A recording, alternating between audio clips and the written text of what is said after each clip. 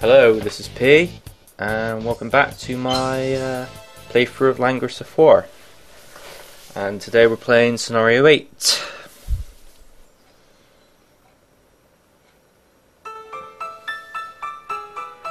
Yeah, we're at the Federation Castle.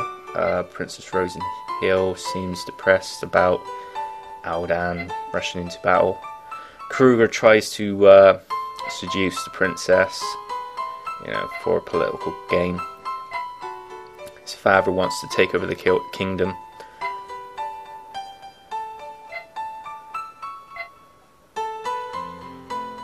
Kruger tries to act interested in the princess, but he's got personal gain,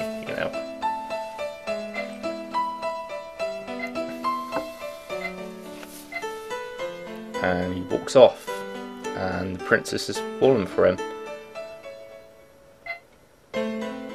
She tends to have a lot of guys, I noticed. Guess she's a slut. Meanwhile, back at Federation camp, Lanford's army prepares to invade Caconsis. Emily leads the front lines, I think, but Aldan wants to be leader of the scouting unit to regain his honour. He's been recently demoted to captain from general.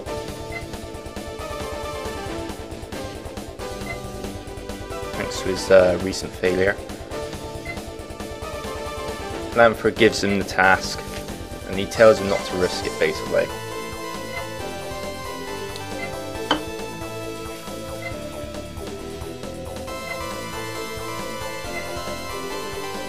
I'm glad Aldan's going to die in this scenario because he is such a jerk.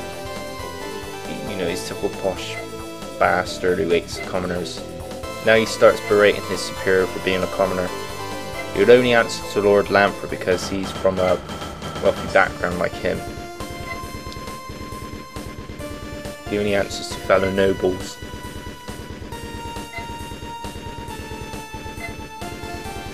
But he reluctantly follows her orders anyway. Meanwhile, back at Wiler camp, or Wiler, I don't know. I say Wiler.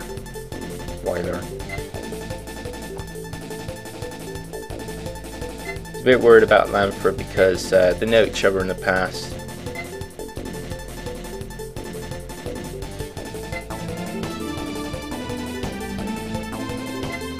Now he's going to send Landius' army to take on the scouting party to divert attention or something.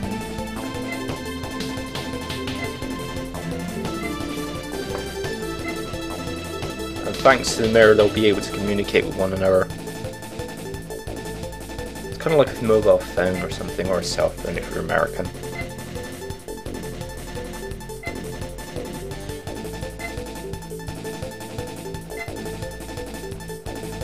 Yeah, let's begin. The translation is Aldan for honour, but I don't really bother with the name of the scenario as much. But this is a scenario where Aldan meets his fate if you win.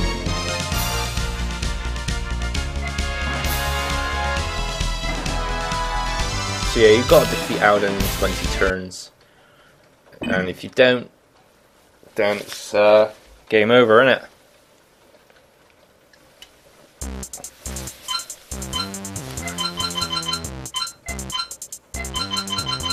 So yeah, I make battle preparations here.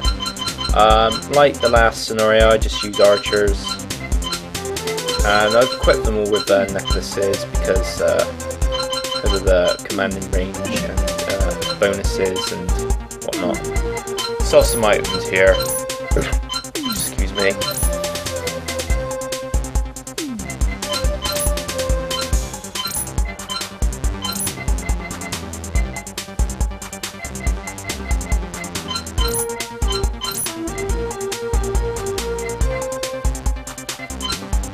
I sell the rune stone because, it gives me quite a lot of cash. there's not much use to it apart from you know, going back in class. I just don't see the point in it, because you can't go back chapters, scenarios, you just go one way. So it's just best for the cash, really.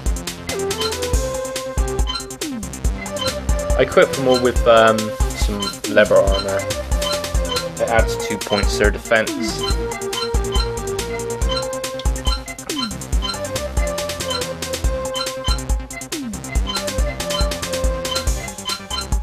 Don't bother, I do not bother leveling up Rachel, because,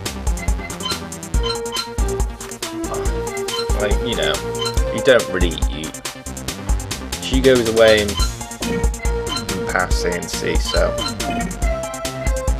unless you're playing path B, then train her up, but meantime I just use her as a passive healer. I equip her with speed boots and give her like monk troops to use as like bait, if you will, to lure the enemies to attack them first, and then I counter attack with my archers. It's quite an effective strategy. So yeah, this is the Oshiro mountain range. They meet up with that Aldan's group and in battle. Aldan is desperate for desperate to regain his status as a general, so he recklessly leads his army against Landius, so all his men after turn 5 or turn 6 will go on the offensive. So what I do is I prepare a defense formation,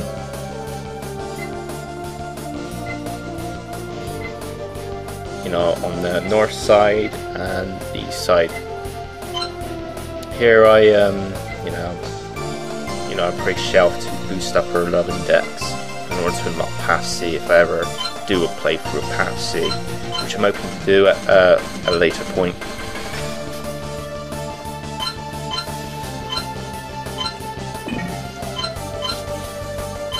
So yeah, for this part of my playthrough of Scenario 8, I just mainly prepare formation.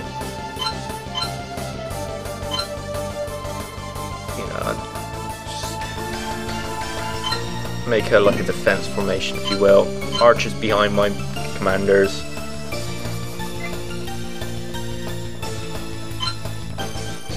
I suppose there's you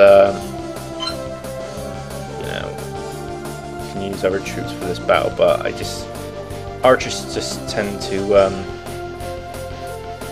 make quick work for these guys, especially with the knights, because the only character you can use which can purchase spear troops is the plane. At this point in the game, I don't think pikes are very useful now, so I just tend to use like archers because of their mobility, their range, and their attack's decent.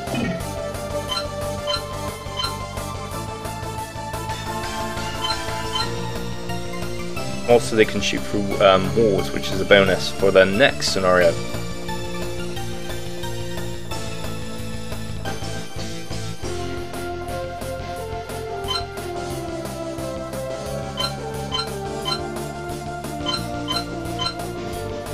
So yeah, so make a formation here. Yeah, put the troops behind the commander. That's just generally my pattern here with my group. I keep my characters close so that Rachel will be able to heal them nearby.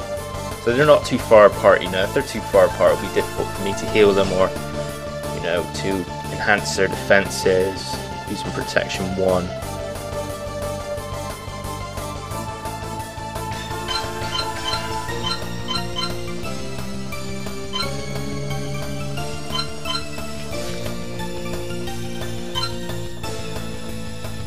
I find magic users quite useful in this game because you cast a spell, but you can leave that spell for another turn. You know, this follows like you know, a turn count system of sorts. Everyone has their turn based on their speed, or judgment rather.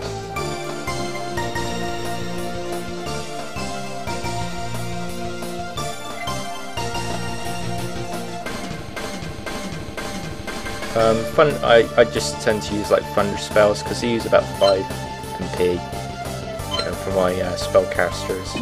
It's a pretty useful spell. It just attacks the commander and his group.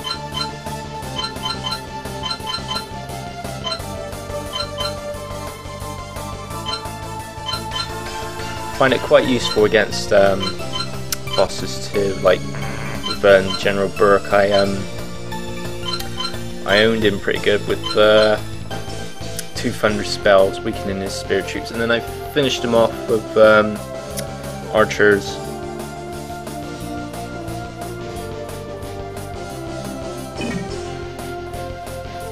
It's also quite useful against enemy troops like blisters, and you know, because they generally have a very minimal magic defenses.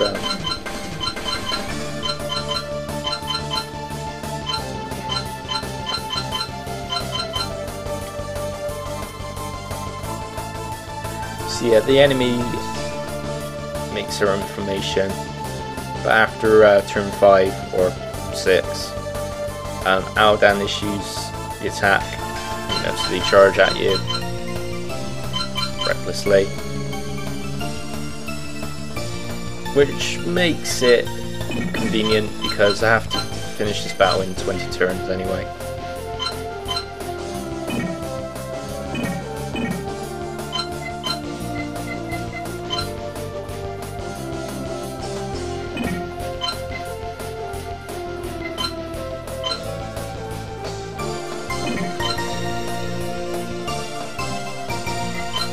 It's raining outside. Sorry to derail, but fucking hell, it's fucking raining outside, man.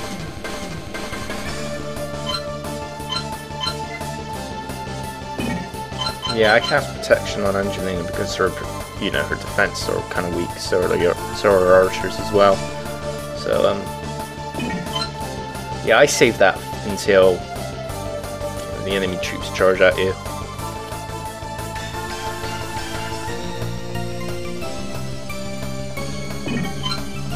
Yeah, I put the thunder spell on hold.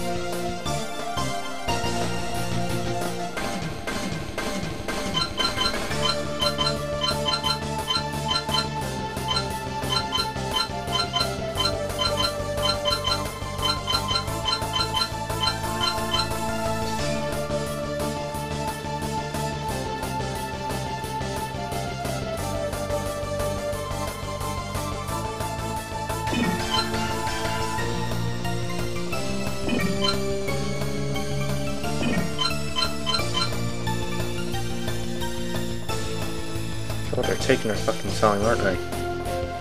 Hopefully it won't be too long before... this is it. Turn 5. See, they begin to move now. It's all going to be serious. Then they'll come in recklessly, but fortunately with my my formation, I shouldn't have too much problem with these guys.